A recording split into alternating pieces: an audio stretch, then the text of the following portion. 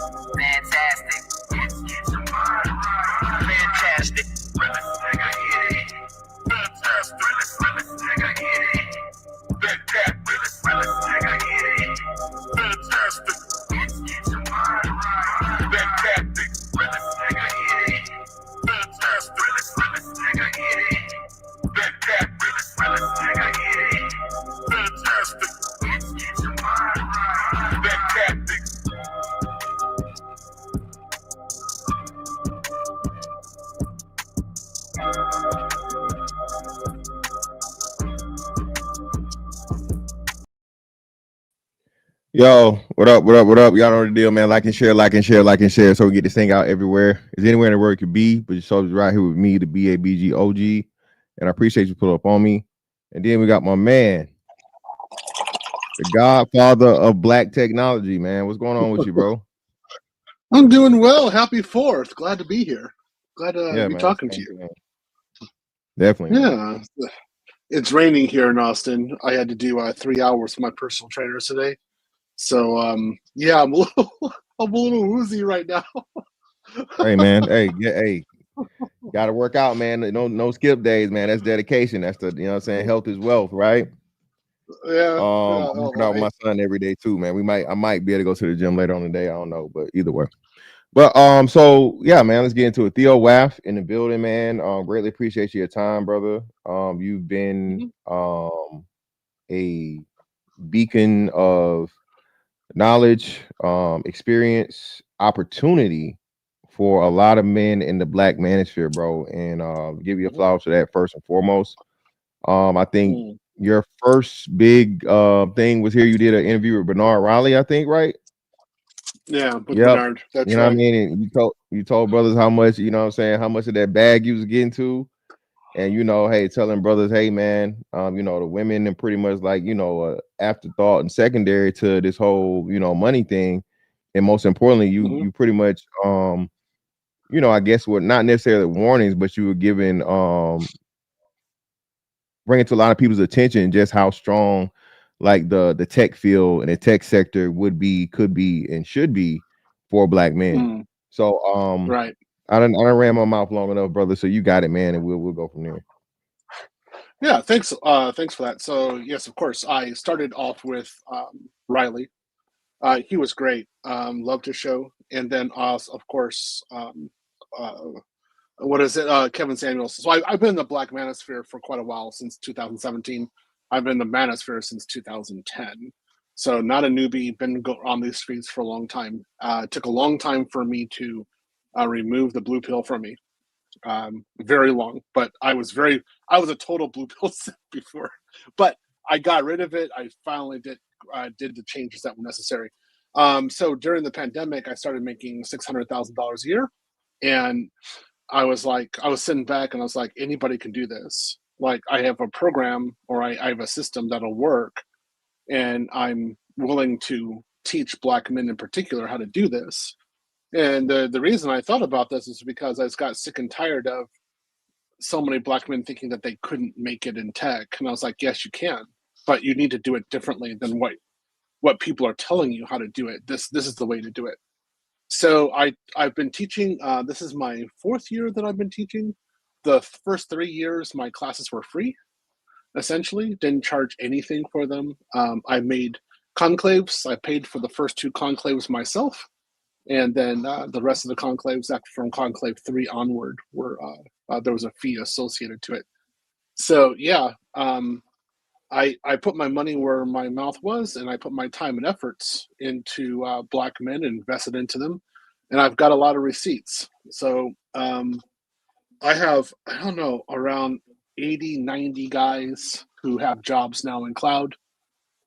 We have over 160 men who are certified in cloud at this point.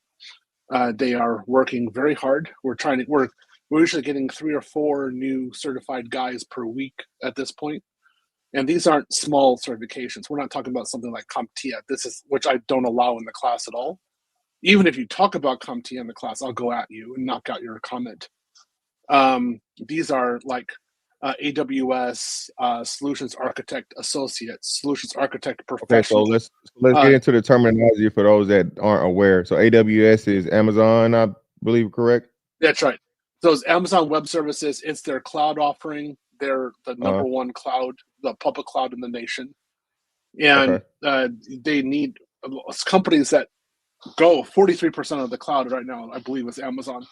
So you need a lot of AWS engineers. We don't have enough engineers still in the market at this point. So basically, it's still a good opportunity to study up and get into the market to do AWS work. The same thing for GCP. GCP, I consider it now to be more of a mature cloud engineer. It's for cloud engineers and companies who know what they're doing, and they have a fantastic offering. So I also teach that as well. Okay, great. Okay, so you said you're getting at least 3 or 4 certs per week. About how long is the process for brothers to get certified? It depends. I got some guys who get certified within a month, like they're Dang. straight out. Yeah, they're just devoted. I got some guys who take about a year and a half. I would say the average right now is you get certified in about 8 months, and you get a job within a year to 15 months, between 12 and 15 months. Okay. That's what the And average is. So okay. go ahead. So and these jobs, are they office jobs? Are they remote? Is it a blend? What's the setup mostly? They're almost always remote. In fact, I tell the guys, do not even consider hybrid unless, well, they having problems paying the rent. I mean, I Uh understand that, but it's always remote. It's always 6 figures. So almost always the lowest salary people are getting is 120,000. whoa, There are hold, hold, some hold, hold, people whoa, whoa, who, hold on, brother. Hold on. So you said since what was this 2020 Black Manosphere, you've been giving yeah, brothers the opportunity within a year's time to make minimum of 120K per year. yes. So there is a methodology to follow. Some people don't follow my methodology, and they Mm-hmm. make less than 90,000. And I'm like, okay, I told you what to do and you didn't do it. So if you make Exactly. less than that, don't look at me. There's some guys who it didn't take them a year, it took them like 6 months. They're straight out 120,000. Within a year, they're above 200,000. They're Dope. very ferocious. They And copy my methodology perfectly. most importantly, like you said, remote. There's no commuting. There's no sitting down in no cubicle. That's hey, you No. got your laptop or you got your PC set up wherever you're going, and you living your Hmm. life and doing work, and you got, you know what I mean, the freedom of the world, the globe. Yeah, that's right. So we like, okay, right here. So I this is where I work. So right here, this is my personal space. This is where I do like my YouTube and things that I like to do, have fun, Facebook. Here, this is where I do language study and also IT study, and that's my work desk over there. It's nice and messy, and that's that's where I get a lot of my work done. So I have a different setup over there, and then in another room I've got a studio. But basically, guys, I would say about 15% of my students who have jobs, they're actually passport bros. They're actually outside the country. I got guys in Japan, Thailand, Brazil, Philippines. Those are the big ones. They're all over the place. So I got one guy getting married. I got two guys buying houses. So yeah, it's there. Well, okay, wow. So basically you've created a formula methodology of different types of cloud services and search to get in order to get to maximize earning potential, and not only earning potential, but pay escalation in, like, Mm-hmm. moderate time, correct? Yeah. So my point of view is this. Okay, it comes from when I was actually homeless back in 2011, and I was unemployed and homeless. And the unemployment rate at that time was 9%. And I told myself, I said, Theo, that means 91% of the people are working. So you want to be a 91 percenter. Don't be a part of the 9%. That's what I want you to aim for, is that 91%. And then I think, like, even in the worst case of the recession, those 91% of people were still working. So, like, okay, how are they working? What are they doing? What are they doing right that I didn't do? So a lot of those lessons that I learned, I put into the class, and it's to be resilient. And yes, I'll say this: right now we're experiencing a downturn. Of course, nobody says it's a downturn, but we all know it's a downturn. And Mhm. I've had students who are losing their jobs, of course, in IT, and they're getting hired immediately someplace else. And that's what I mean by, like, resiliency. They're able to say, like, hey, look, I need a job someplace else, and somebody says, hey, like, okay, I got a position for you, and they're able to transfer to another company. That is the kind of resiliency I want for the students, because then if they're abroad, let's say they're in Brazil, right, and they get a new job, then they just have to fly to America, go pick up their new computer, and then go fly right back to Brazil and continue on with their lives. None of this, like, being a trucker for a few months and then going abroad for a few months and then going back and forth like this. That's chaotic. I don't want that for my students. I want them to always have a presence abroad. For sure. Okay. So it's an interesting question, right? So, and you brought that up. Okay. So isn't tech outdated for employment? What is that? Did somebody say that? Yeah, I'm Okay. Tech is entirely necessary for employment. And a lot of what we're like, even like you and me talking right now. Okay. uh-huh. So this is YouTube. Uh-huh. This is on GCP cloud, right? So this application does on GCP. If Uh-huh. people are super chatting you, that's a financial API that's working in order to check your credit card or your debit card, make Oh, my sure bad. that Hold on. works. Let me help my brother out. So he meant AI and shit. So he kind of ahead of the wheel. So all right. So the Okay. full question would have been with AI, the pretty much roll in of AI. How much is that going to affect the people having jobs? I think that's what we was talking about a little bit beforehand in tech. Okay. So in a nutshell, AI is a glorified search engine. There's some things it can do with Gen AI, but there's, for the most part, it doesn't do your job. It's not there to do your job. So this is how I put it to my students. You are to design the AI systems, but you don't want that HR uses you don't want that HR uses AI to replace you. And if they're replacing you with AI, it means that you were only as good as a search engine, essentially. So what I say is this: if your job is basically like looking at a set of data or a set of policies or requirements, all of that would be data according to IT. And then you're just giving an answer based upon, like, a political, like, a way of thinking. You're not making, actually producing anything, but you're just giving, like, answers that anyone could give those answers. That means your job is outsourceable to India, which also means your job is outsourceable to AI. Okay. So in that case, this is basically means you're doing brainless work, just the way it is. You're not really thinking about anything. You're not creating anything. You're not innovating. You're not troubleshooting. AI is very bad for these points. It just doesn't understand the context. So So real quick, if I'm you glad are you said somebody, this. go ahead. So the troubleshooting aspect, and this is what I was telling brothers also, anything that's going to be not super duper labor intensive, saying you out here breaking rocks, but the physical aspect of it, you're safe for some time because like you said, AI is just it's a program. It can't physically get out here and do things. So even in the No, aspect of trying to figure out an issue and a problem, what I'm saying, from a actual hardware setting or whatnot, what have you, there's some time before that's going to be out of the situation or out of the question. so a lot of the configurations and the technology stacks are so individualized and unique that even if AI had knowledge, it wouldn't be able to understand the full level of, I don't know, dysfunction that's actually within the system anyway. And because it doesn't understand, you need a human being to understand dysfunction. So because of that, your job is pretty much good. I mean, it's pretty solid.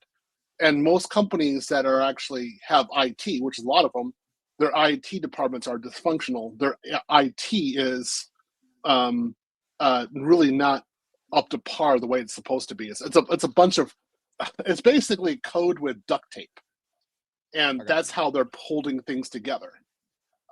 So AI, it comes in and it says like this is how it should work.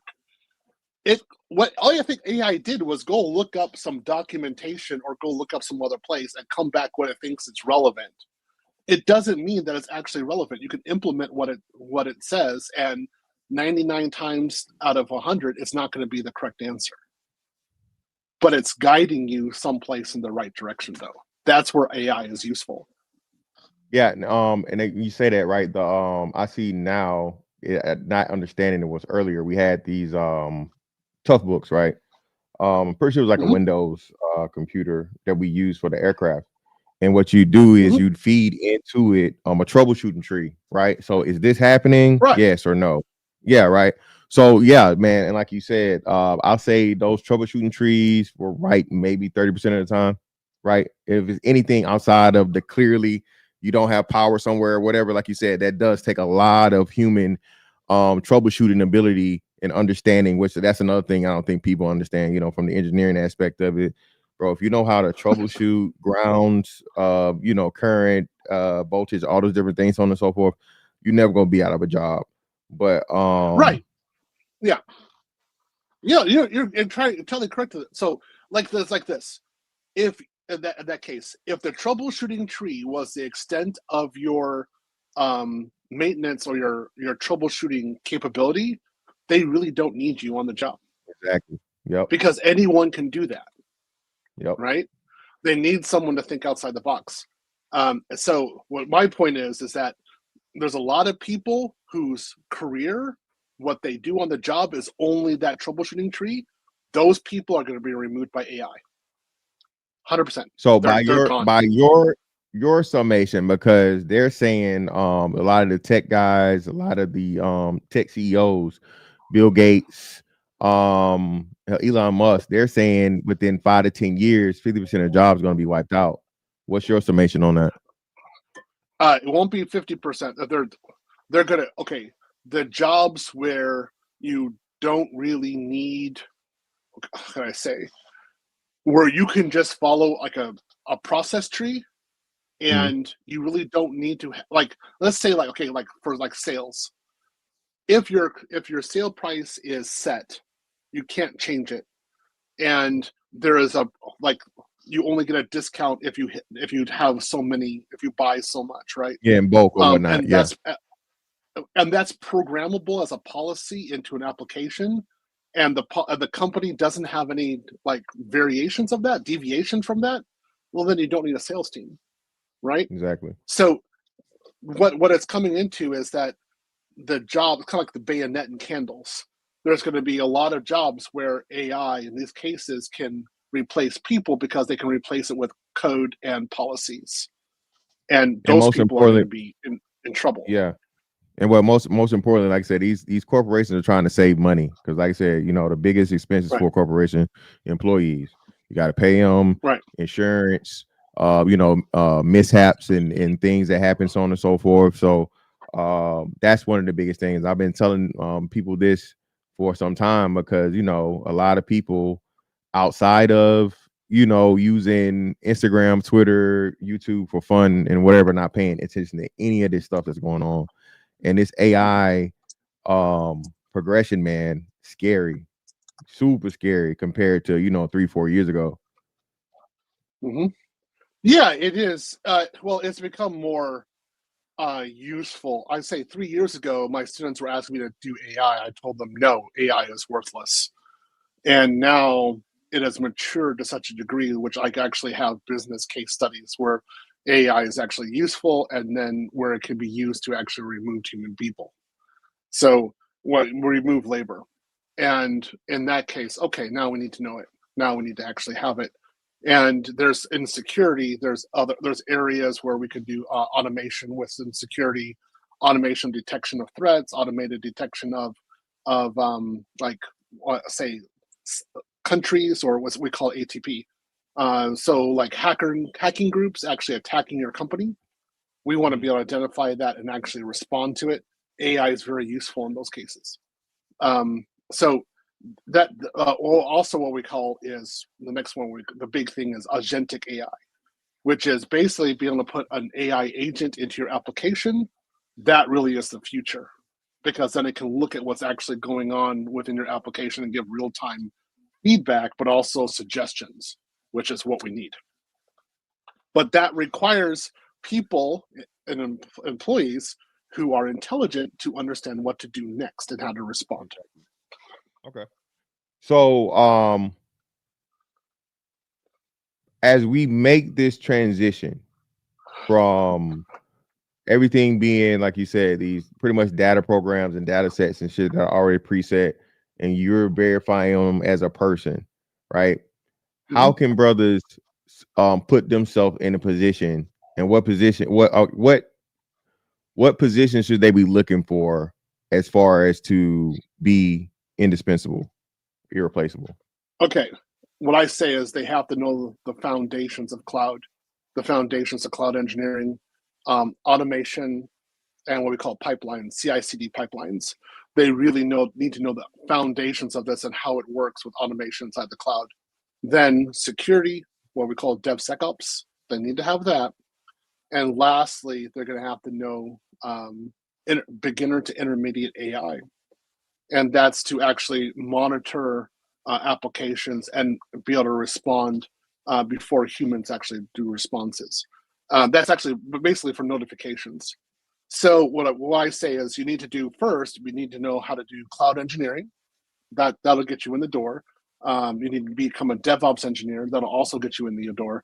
But now we're seeing the emergence of the AI engineer and the AI, or agentic AI engineer, and that's what my class is actually aiming for.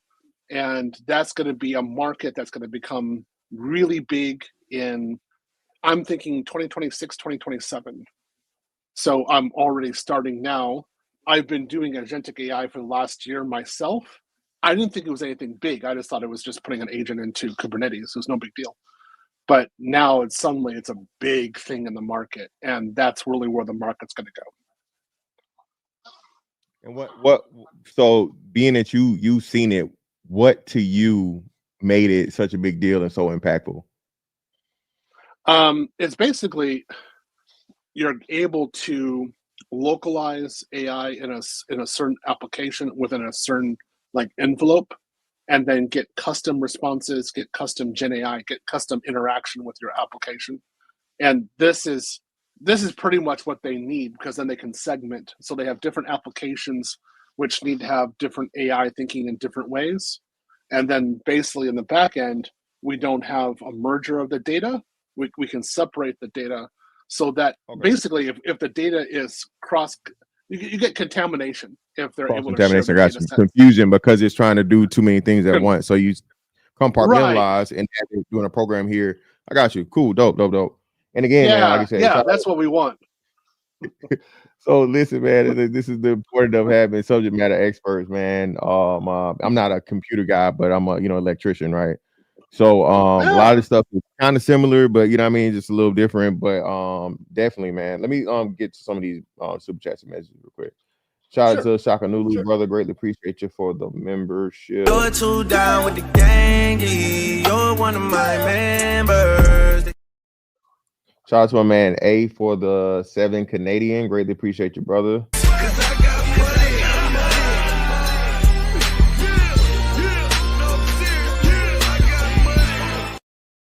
I was in Theo's IT class 5 and experience was life-changing. I'm currently interviewing for a job for the cloud right now. Shout out to both of y'all. Appreciate you, brother. And thank you for taking advantage of the opportunity.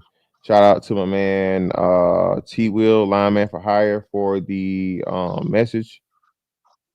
membership message. Appreciate you, brother. You're too down with the gang. You're one of my members.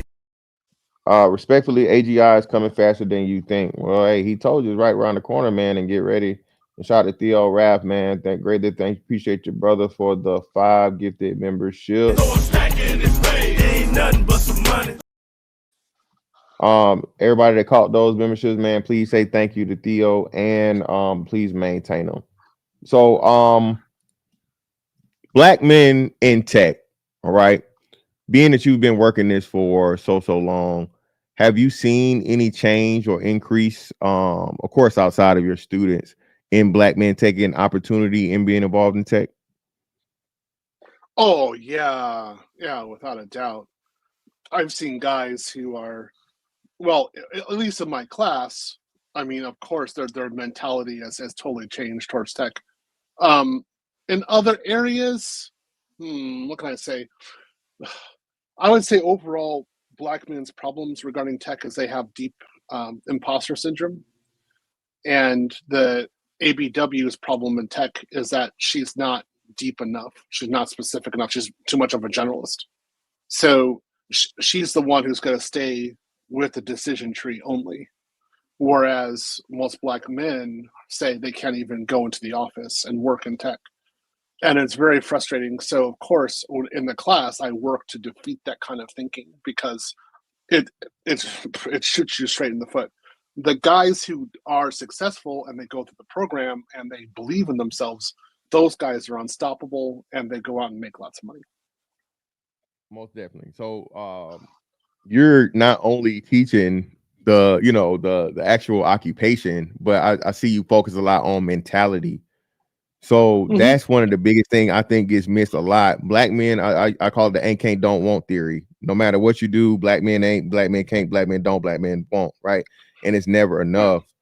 And I think we're inundated with that so much in our younger years, right? And then even in manhood, you hear this outside and inside the community where there's a lot of self-doubt and underselling of yourself. And you know what I'm saying? You never truly reach your potential or know your capabilities because you're already, like you said, oh man, they're not going, you know what I'm saying, on some, some brothers white supremacy or whatever, or they not go. So no, I agree with you because I'll teach something totally complex to my students that like 5% of companies don't even use. Like, okay, at most 5% of companies use it. So that means they have a 95% market, right? So it's a huge opportunity. And I've had students say, okay, it's good that I know this, but are they really going to hire someone who looks like me? I'm black. And I'm like, what's wrong with you? Like, why do you say that? You just shot yourself in the foot. Hold on, Theo. You said it, so I gotta hit him, bro. You said it, so I gotta hit him. What's wrong with y'all niggas? What's wrong with you? What's wrong with you? What's wrong with y'all? You niggas are crazy. What's wrong with y'all, man? Have some respect, brother. Have some self-respect, brother. Have some belief. Okay. Yeah. So I hate when they do it. I get very talented engineers who can do the job, turn around and say, I can't do it because I'm black, or I shouldn't get no more than $60,000 a year because I'm black. And I'm like, can I strangle you? Like, where do you live? Like, I think I have your address here, the registration form. I'm just gonna go fly, get a baseball bat, and go beat you. Because I'm like, why did you do this? Why?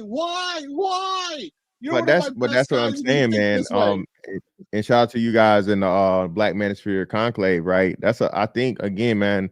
But now I know for a fact a big issue and problem with Black men, again, like I said, is our lack of confidence due to not having mentors, right? In leadership and, fathers and, knowledgeable men and, upstanding men to help you and guide you along that way. That's, male hegemony is very, very important for society and everything, because like you said, man, being a man's not easy, but learning from another man so you don't have to make hiccups and mistakes, man, can save you a whole lot of time and money.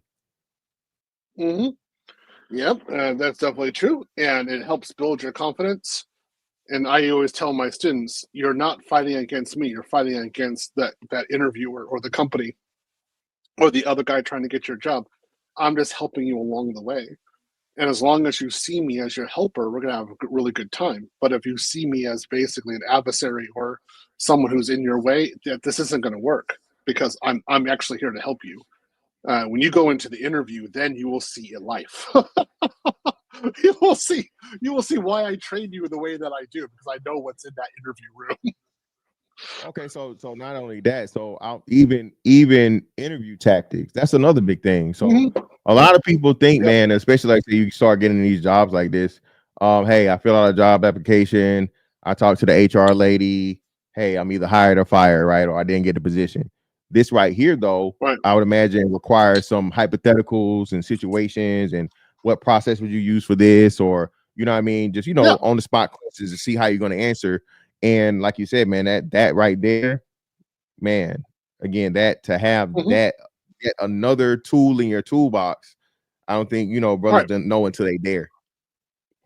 So what I do is, we have repos. We have GitHub, and we actually build repos where we have examples of your code. And then I put people on the spot in the class, and I say, okay, this is a problem. I want you to find the solution. I want you to do it in front of everyone, and then we actually help the person out through the solution.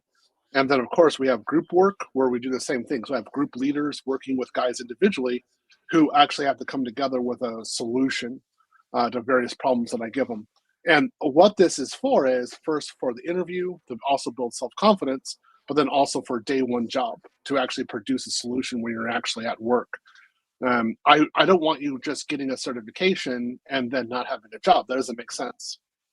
So if you get like the solutions architect associate from AWS and you're not making $120,000 a year, I'm like, well, who cares, right?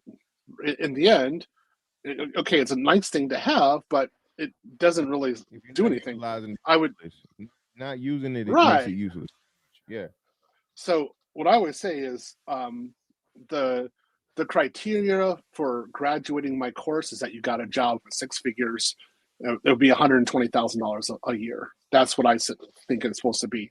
And then I teach guys how to do their LinkedIn, how to set up their LinkedIn, how to interview, how to learn, relearn, and how to get their repos so they can present them to companies. One of the big points I also teach the students is you do not apply for jobs. Jobs apply for you. If you're applying for a job, it's like cold approach. Nobody cares. But if the job applies for you, that's like a woman walking up to you and saying, hey, what's your name? What's your number? Well, in which case are you most likely to be successful? So you want the woman walking up to you in the same way you want the job walking up to you and asking for an interview. Most definitely, man. Shout out. Jesus Christ, man. Shout out to my man. Trying to think of his name, man. I don't want to say his name, but I think he's Jules. Shout out to Jules, man. On the Cash App, brother. Greatly appreciate you, man. Putting the club soda on it. $25,000 alpaca. You block that shit. Right. You don't rubble. Put the club soda on there. Greatly appreciate you, brother. Thank y'all for all the support, man. So what's the next step for the tech industry? You were talking about earlier, I think you were saying the AWS and all these different things. You mentioned the what was it? Agentic AI. Agentic. Agentic But AI. then you were Yep. saying pretty much you want to be the architect of the AI, not a person Right. you want to be pretty much proactive or controlling, not reactive and subjective. Right. Right. That's why you want it to be with AI. Yeah. So You want to be so designing what are it. the You want to be. Oh, go ahead. no go ahead. You want to be the one who's designing it. You want to be the one showing the implementation and how it brings value to other people's jobs and enhances people's jobs. You do that, that means you're an AI admin. You've got work forever. That's it. You've actually survived. You will have work for the next 20 years. Exactly, and that's what I was saying. I forget what it was. The last one. No, I know what it was now. The VO3 thing, the whole Google VO3 video aspect of it, or whatever. And I was telling them, hey man, if you can be replaced by AI, I mean, you need to be trying to do any and everything as to where you're the person that's either monitoring it or creating it, because, like you said, man, this stuff is just moving so fast that I don't think people understand. And then, like I said, that's not even to mention the robots aspect of it. How do you think that's gonna? That was my next question. How do you think they're going to do the meshing, or will there ever be a true meshing of the two between the AI and the robotics? Well, for some aspects of manual labor, they will use like what AI-based robots in order to do dangerous work, which actually makes sense because why should so many men die per year doing this hazardous work? So yeah, I'm all for that. But they've been using like robotics and automation for car manufacturers and other manufacturers for how long? You got entire factories in China doing that, right? Automotive industry, Yeah, aviation industry, all kinds of different industries. Yeah. yeah. So this isn't surprising. This is exactly the way it's supposed to be. I don't have a problem with it.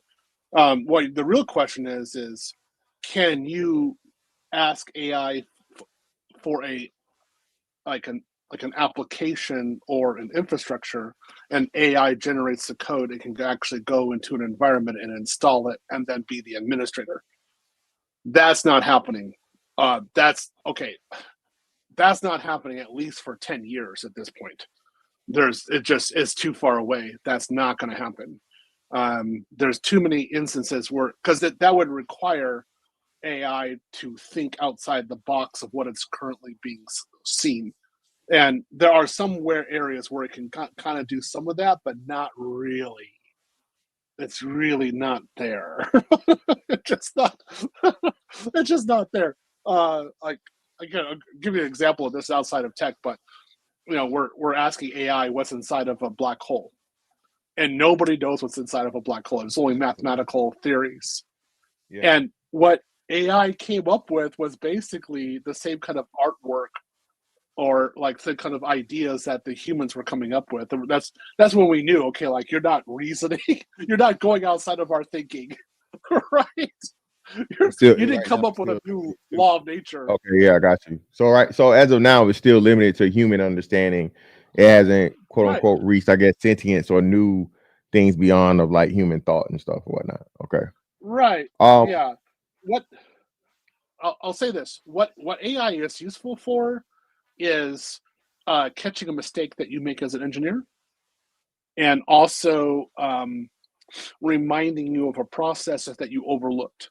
So we are human. We do make mistakes. It's our nature. We're not perfect.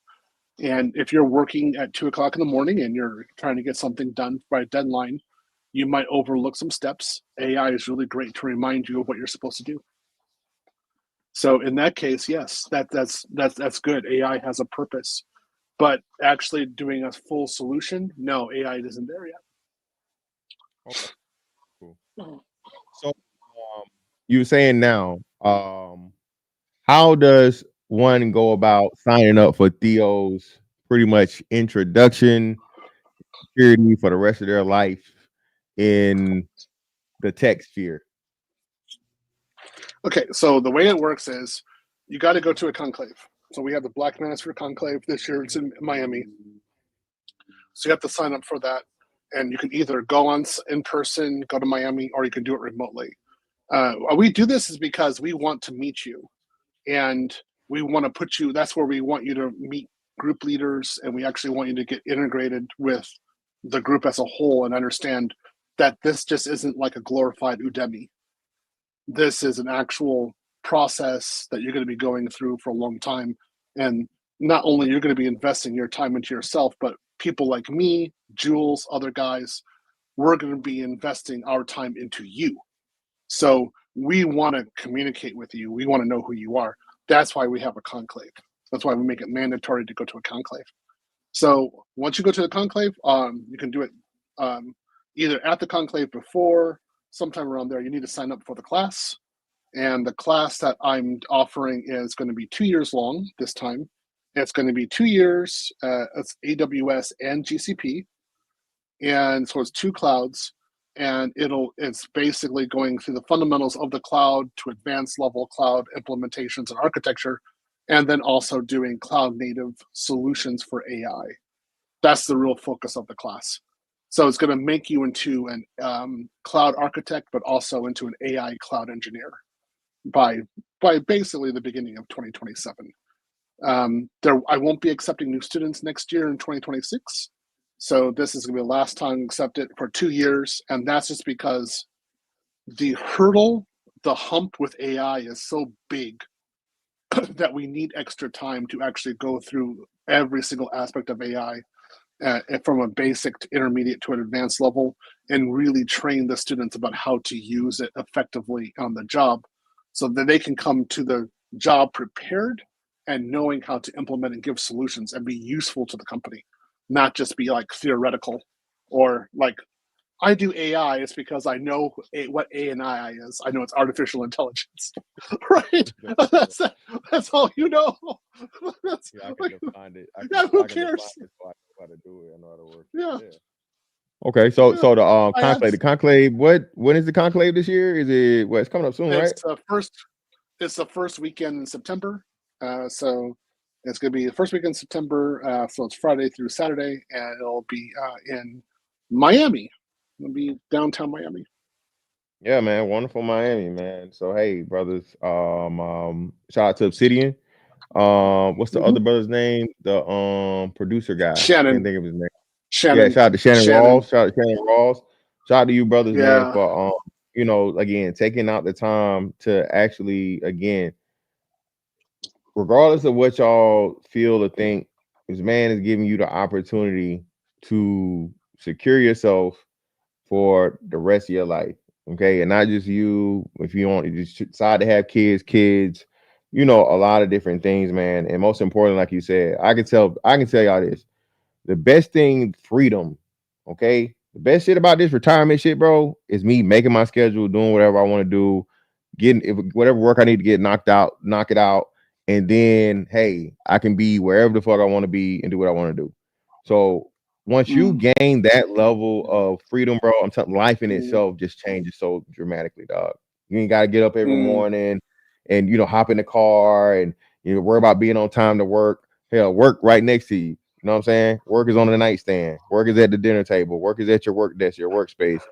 And just that in itself, bro. Another big thing, like I said, stress, right? I think that's another big thing. Stress is killing us, man. High blood pressure, heart disease, all these different things. So again, having your own schedule, bro, and being able to work remote anywhere in the world. When we start talking about Brazil and Philippines and stuff like this, your dollar stretching 10 times or 20 times or whatnot, what have you. So please, man, don't take light of this. Okay, don't just and then your ass out here complaining about ain't no jobs 3 years from now. Yeah, that's a good point. Okay, one of the things I want to say to you is, I want to say to the audience is, if you're sitting back and saying like AI is going to be really big, it's going to really change the market, and then you're not doing anything, You're basically like on the shore seeing a tsunami come to you. You're like, hey, look at that. Right? Like, why would you do that? Like, if I'm on the shore and I see there's a tsunami, I'm like, okay, I'm gonna do something because it's come. See that right there? Okay, I need to go to higher land. I need a boat. I need something. I need to deal with this, right? Because it's gonna be on land pretty soon. If you're just sitting there doing nothing but then just yapping, you're gonna get consumed. So do something. Learn it. Come to the class if you want to, but participate. Try to figure out some way to adapt so that AI is your tool and not your replacement. That's the biggest thing, man. That's what I'm definitely trying to tell you, brothers, bro. A lot of this stuff is moving real fast. So you know, I think this is gonna be um a transition similar to, like, I guess, like the 2000s, like, you know what I'm saying, the .com thing or whatever, computers. But this AI thing, man, I think is going to be a whole nother level, and a lot of people are just taking it light because, you know, they don't. All they do is they only thing they know about Amazon is my Prime, right? A Prime Day coming up in 3 days. You feel me? Yeah, And yeah. I forget who it was. One of the brothers told me, I had no idea that um Facebook, Meta, Google, Amazon, all these people, Apple cloud services. I had no idea that, you know, their major revenues and their, you know, biggest contributors, some of their biggest revenue came from the cloud, not even, you know what I'm saying, the actual products. And if you Right. understood, you know what I'm saying, just how big that is, especially you said, and that's a 43% global, or you said national AWS. National, global. Oh my goodness, it's the amount of growth that's there for global is just huge. Yeah. So yeah, Yeah. man. Definitely take opportunity. If you're a brother out here, bro, and you going on 30 or at 30 and you don't have no direction in your life, bro, invest in this class, invest in yourself, right? Because this literally Mm-hmm. will change your whole life. Like you said, in 2 years' time, you'll be able to do some stuff and you'll be hell, could be your own, you know what I mean, be the next Theo out here training people if you learn well enough, you feel me, and giving other Mm-hmm. brothers the opportunity. So please, Mm-hmm. man, if this is something that you know, could help you, and you're not already for sure set in something, and you're thinking about a pivot, this should be a real serious consideration for you, man, to do everything you can do to get this information and this opportunity. Mm-hmm. Shout out Yep. to Just My 4 Cents. Greatly appreciate you, brother, for the 10.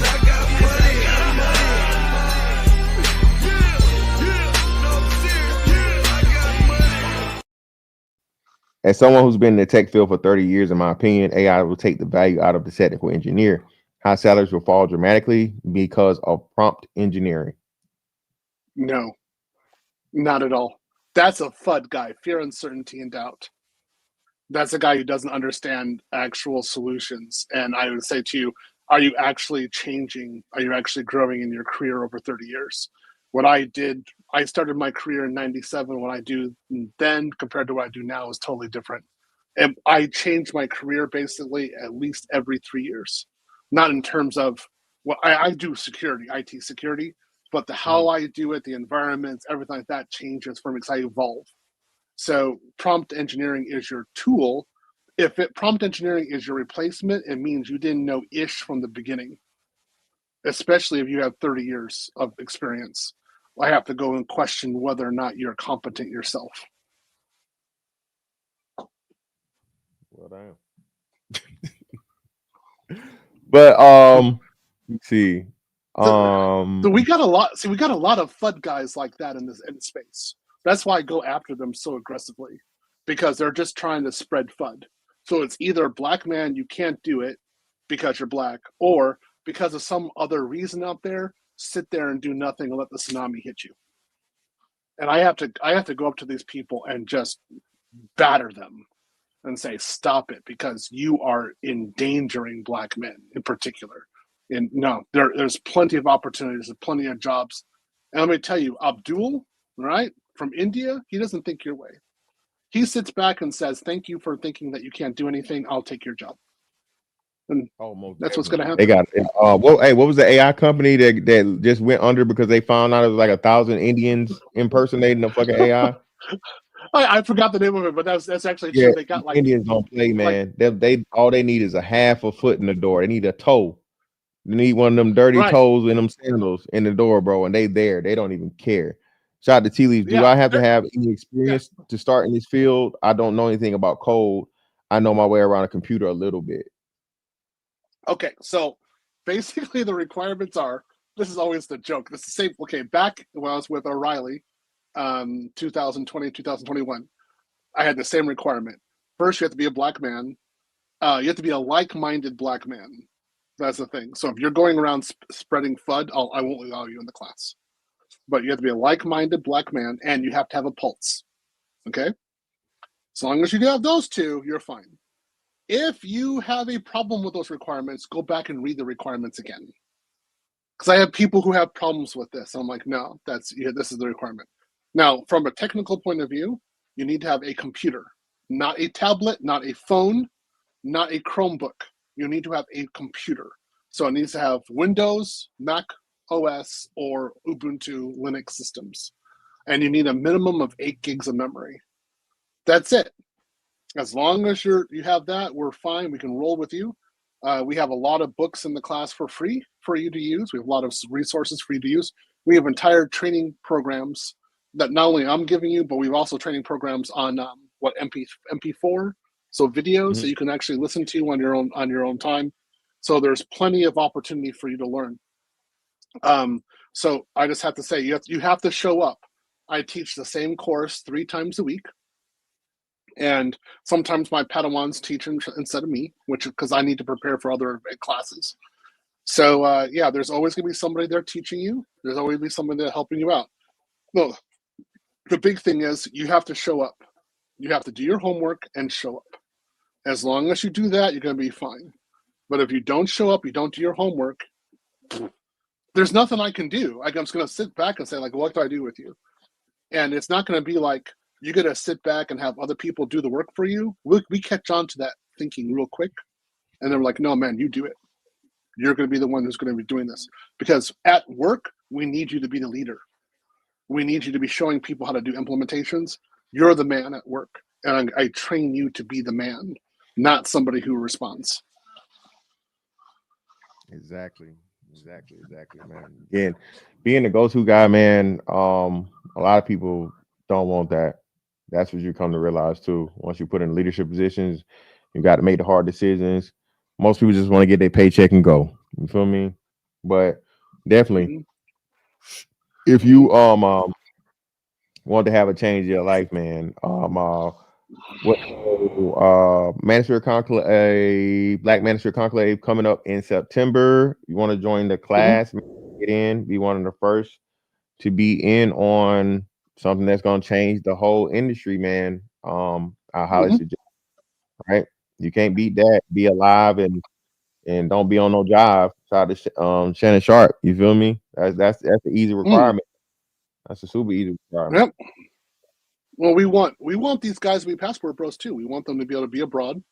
A lot of guys want Colombia or Brazil, but there's also Kenya, Ethiopia, Thailand. Those are also popular with the group. So we want you to be able to you're making like $150,000 a year, but when you stop your work, you're in another country. And I think that's perfect for us. That's the definitely thing, man. Like I said, bro, living somewhere to where your dollar stretches, getting paid in American dollars and having to pay in fucking pesos, bro, and nothing like it. Nothing like it. Yeah, right. Nothing like it. There you go. I'm telling you, man. Yeah. That, like, I'm telling you, and then like you said, being in Colombia, being in Brazil, being in the Philippines, being in Thailand, Japan, all these different things, man. This opportunity, man. I think that's another big part to where, man, I think what Black men have like some of the lowest percentages of passports and, traveling. Hey, see the world, bro. Right. I think it's something like 90% of people never leave out of they city or something like that, or their state. So imagine, bro, just opening yourself up to new cultures and opportunities and things and being able to make money in the process. It's some brothers that they rotate, like you said, every couple of months or whatever. They get their visa, and then however long it lasts, 6 months, and then they say, hey, I'm gonna move here, I'm gonna move there. And you definitely have the ability to do so because hey, you're making 120K, right? That's good anywhere in the world. You motherfuckers say 100K ain't good here. I promise you that shit's more than good in Brazil. It's more than good in Colombia. It's more than good in Philippines. Hell, you a damn king in Thailand. You know what I'm saying? with 100K. So please, man, please. Yeah. Oh, yeah. Shout out to the continent, man. Same thing in the continent. Ghana, Kenya, Ethiopia, Eritrea, all that stuff. Shout out to O'Shea, Tanzania right? too. Yeah, man. Yeah, Tanzania. Listen, man. The opportunities, bro. The money, of course, is always gonna be a part, but it's not the only part. Living your life to the fullest and being knowledgeable and being a fucking, you know what I mean, somebody that nobody can try and fucking play with because you determine what you do and having control of your own destiny. That's the most important aspect of this stuff, man. And black men definitely need to have that understanding and start adopting that mentality. Yep. Yeah.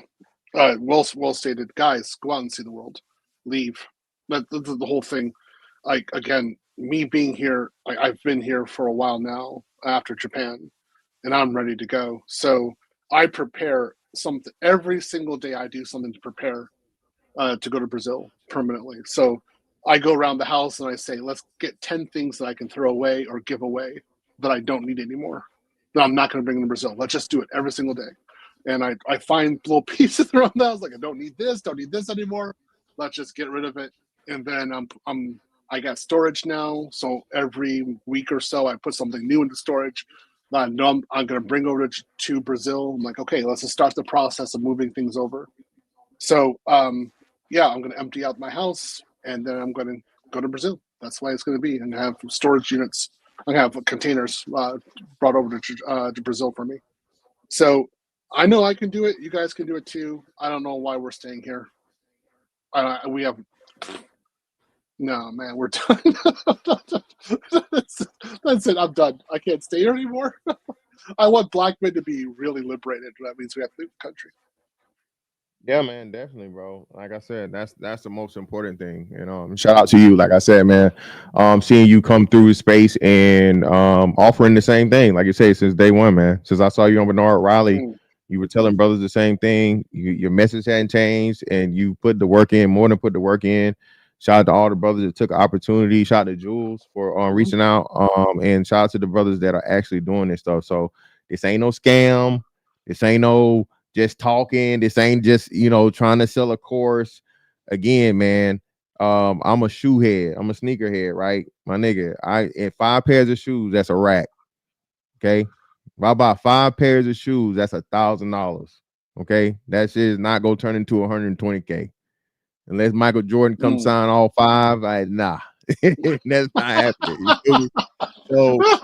So please, man, brothers, take the opportunity, because stuff like this, bro, it'll be like fucking, buying Amazon stock back in 90 something. You feel me? Definitely get in on it early. Brother's telling you, and this is his knowledge, wisdom, and experience. Most importantly, him telling you he's seeing the tea leaves and he's seeing this stuff out of shit go online with the app what was it again? Agentic AI. Agentic. I got it. I'm Agentic, right? So trust him, bro. He ain't been wrong yet. But hey, Theo, man, I greatly appreciate you, bro. I hope you enjoying some barbecue or something. You know what I mean, today, man. Thank you for taking time out on your day off, brother, coming through and having a convo for sure, man. I'm in Austin. You know it's brisket. Yeah. A lot of people. Hey, I found some beef ribs. I'm finna smoke these beef ribs tomorrow, bro. Listen, I can already taste them, bro. But yeah, hey, greatly appreciate you, brother. You're definitely more than a gem to the space, brother. Thank you for all the work you've done and you continue to do, man. And I hope you enjoy the rest of your day, brother. Thank you, and Mr. Fantastic. Thank you also for being in the sphere. I see you fighting real battles out there. and it's not hard. It's not easy to do. It's hard to do it on a day-to-day basis on these channels, especially in the Black Manosphere. It is just constant. So you're still here. You've withstood a lot of adversity. So hats off to you as well. Appreciate you, man. Okay. For sure. Yep. See you guys. Hey man, shout out to my man, Just Jules, man, for reaching out to me and get this interview done. I wasn't gonna do it at first because it was like the 4th or whatever, but hey, I do this for y'all, right? And it's very, very important that brothers take the opportunity in this. Put your personal feelings aside of the individuals or whatever to the side, right? And take the opportunity.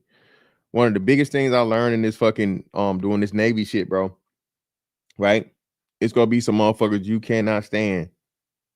You absolutely hate them for whatever reason. And I don't know, just, you know, they white or they Hispanic or they whatever.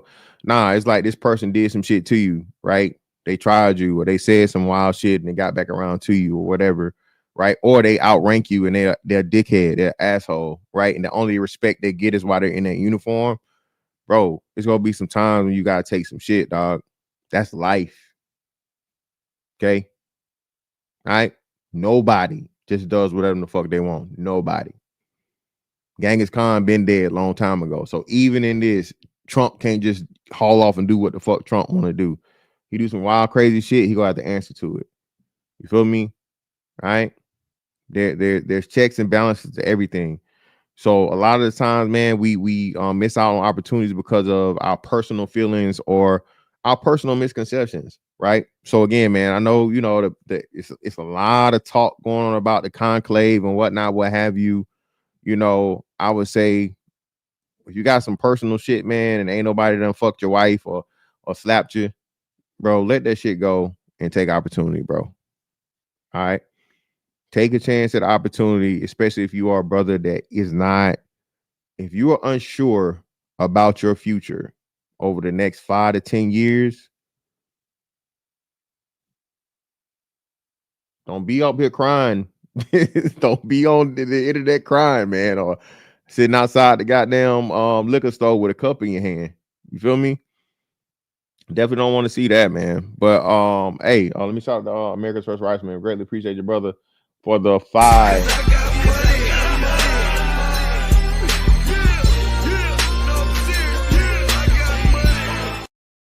Happy 4th, Mr. Fantastic. Remember the sacrifices of Americans who didn't enjoy freedom like we have the opportunity to. Indeed, man. Definitely be careful. Don't motherfucking Jason Pierre-Paul yourself. Don't blow off your fingers or your toes. Don't drink too much liquor. Don't drink and drive. Don't get too fat. Okay. You know what I'm saying? Okay. Be smart today, man. Come back with all your fingers and toes tomorrow. You feel me? Every day. Listen, every day is a fucking holiday for me now, man. So I really be forgetting, to be honest with you. Like, what was the last one? Not Labor Day, like Juneteenth. I didn't even I was like, damn, I didn't even know Juneteenth was a holiday for real. I think they started that shit after I got out anyway. So, you know, federal holidays, I don't even really keep up with no more, but you know, 4th is one of the big ones. My family coming through tomorrow, so that's why I was able to do this today. I just shifted. So we're doing the whole cookout thing tomorrow, not today. So yeah. But hey, man, listen, greatly appreciate y'all for pulling up on me. And Thea, baby, shattered is crazy. I look shattered. I know you from another country, but I think that's like, I don't know, that sounds too close to shagged. I'm okay, but I promise you I'm all right. Hopefully I don't look too shattered, goddamn. But nah, man, listen. Greatly appreciate you, bro, for coming through. Hope y'all enjoy the rest of your day. That's that on that one. I'm gonna catch y'all on the next one, man. Holla, we out.